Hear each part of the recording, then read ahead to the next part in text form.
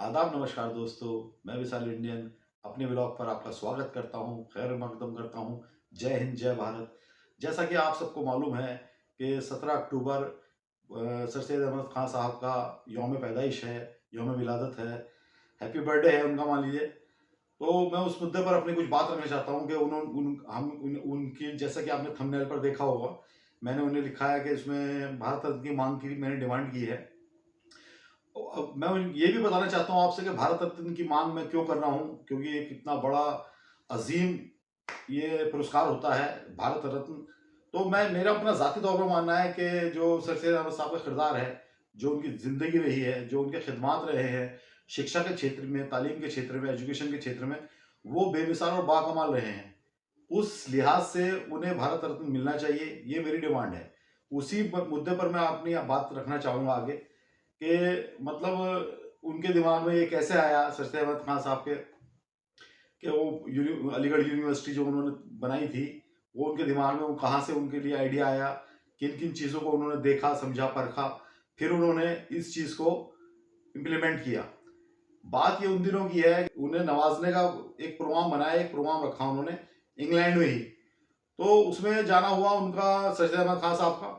जब वहाँ जाना हुआ तो उन्होंने, जब वहाँ गए इंग्लैंड, तो उन्होंने लंदन देखा। लंदन में उन्होंने उस टाइम जो टेक्नोलॉजी और जो सिस्टम देखे, उससे वो हैरान हो गया कि यार ये हम लोग हमसे कितना आगे हैं, कितने एडवांस्ड हैं वो। तो उनके दिमाग में उसी दिन से माइंड सेट ये हुआ कि मुझे लगता है कि हमारी कौम को, खासकर मुस्लिम्स कम्युनिटी को के लिए, उन्होंने तालीम के लिए एक मिशन और एक उनका एक विज़न उनके जहन में आया कि मैं कौम की तालीम के लिए जो जदीद टेक्नोलॉजी है, जदीद तालीम है, यानी लेटेस्ट और मॉडर्न एजुकेशन है, उसके लिए काम करूँगा।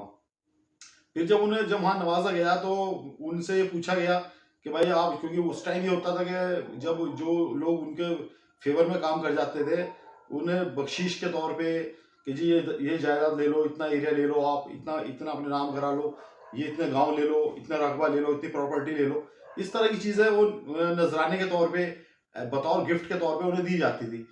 तो उनसे जब पूछा गया तो उन्होंने कहा कि जी ऐसा है, पर्सनली तो मुझे कुछ नहीं चाहिए, लेकिन मैं ये चाहता हूँ कि अपनी कौम के लिए, अपने समाज के लिए, अपनी कम्युनिटी की जो शिक्षा के लिए, उन्हें एजुकेशन के लिए मैं एक इदारा कायम करना चाहता हूँ, यूनिवर्सिटी कायम करना चाहता हूँ बड़ी, और उसमें आपकी मदद चाहिए। तो उस ब्रिटिश गवर्नमेंट ने उस टाइम उनसे वादा किया था, तो उन्होंने ठीक है जी, आप देख लीजिए अपने हिसाब से, और हम आपको पूरा कॉपरेट करेंगे उसमें। वो तो उस टाइम जब यहाँ बिजनौर में भी उन्होंने ज़मीन तलाशने की, हमारे ज़िले बिजनौर में भी उन्होंने ज़मीन तलाशने की कोशिश की, और बताते हैं कि बास्टा की तरफ, जो चांदपुर के पास बास्टा है, उसमें उन्होंने कोई जगह का इंतखाब भी कर लिया था, चुन लिया था कि भाई यहाँ बनाने का मैं अपना इदारा बनाऊंगा, यहाँ अपनी यूनिवर्सिटी बनाऊंगा। जो उनका ख्वाब था, जो विज़न था, वो बास्टा के आसपास कहीं उन्होंने कोई जगह तजवीज़ कर ली थी, तलाश ली थी कि यहाँ पे मुझे वो बनाना है। लेकिन उसमें हुआ क्या कि यहाँ के जो जो हमारी समाज के जो कौम कौम के लोग थे, उन्होंने उनका भरपूर विरोध किया, इतना विरोध किया, इतना विरोध किया कि उन्हें काफिर का लक़ब दे दिया किसी ने। उनका भरपूर, मतलब उनका विरोध हुआ, जिसकी वजह से उन्हें अपने पैर खींचने पड़े पीछे। उसके बावजूद भी, लेकिन उन्हें अपने यहाँ यहाँ उन्होंने पैर जरूर खींचे कि चलो ठीक है, यहाँ विरोध हो रहा है तो कोई बात नहीं। लेकिन उनका जो विजन था, जो माइंड सेट था, जो यूनिवर्सिटी को लेकर, एजुकेशन को लेकर, अपनी कम्युनिटी के लिए, तो उनका मिशन वो नहीं खत्म हुआ उससे। विरोध कितना भी किया हो लोगों ने, उन्हें काफिर कहा, गालियां दी, चाहे क्या कहा, अंग्रेजों का दलाल, अंग्रेजों का पिट्ठू, अंग्रेजों का एजेंट, फिरंगी एजेंट, जो कुछ भी किया उन्होंने बर्दाश्त किया।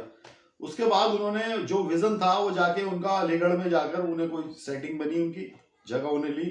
यहाँ तक भी बताते हैं कि जब उनका विरोध होता था, विरोध बहुत तगड़ा विरोध होता था, खासकर हमारी कम्युनिटी उनका बहुत तगड़ा विरोध करती थी। वो ये कहती थी कि ये अंग्रेज बना देगा, अंग्रेजी सिखा रहा है, फिरंगी बना देगा हम लोगों को, और ये मतलब हमारे जो जो सिस्टम है, जो उसको ये धर्म भ्रम कर देगा, हम हमारी नई नस्लों को तबाह कर देगा।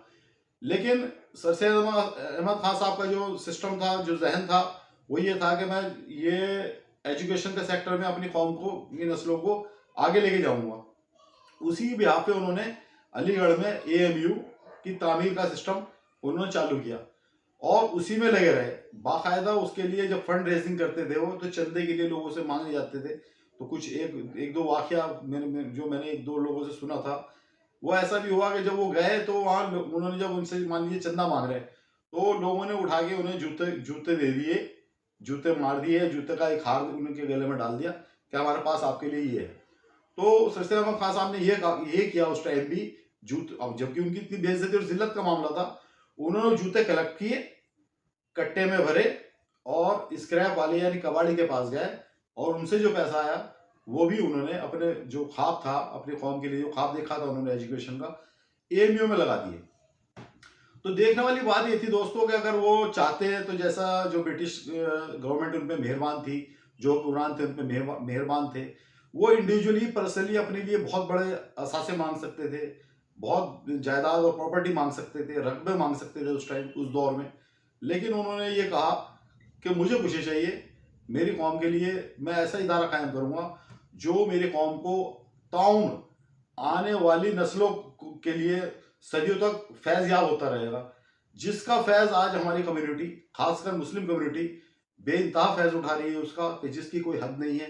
और आज हमें उनकी वैल्यू पता चली है कि वो कितना, उनका विजन कितना अच्छा था, उनका मिशन कितना अच्छा था, वो हमारी कौम के लिए कितनी अच्छी सोच रखते थे, हमारी यंग यूथ के लिए वो एक कितने बड़े आइडल बन गए कि आज मतलब देखने वाली बात यह है कि जो असल बात यह है कि हम लोग उनकी कदर नहीं कर पाते उस हिसाब से जिस तरह हमें उनकी कदर करनी चाहिए।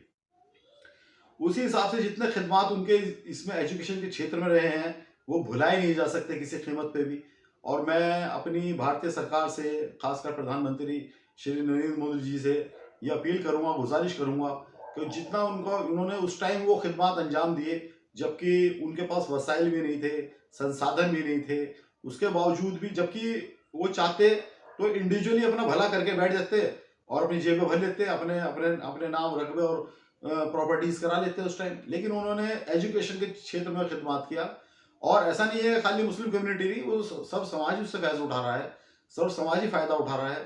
तो मैं अपनी भारत सरकार से, खासकर श्री नरेंद्र मोदी अपने पीएम साहब से अपील करूंगा कि जल्द से जल्द, हो सकता है कुछ अब नहीं तो कुछ वक्त बाद, उन्हें भारत रत्न के अवार्ड से नवाजे।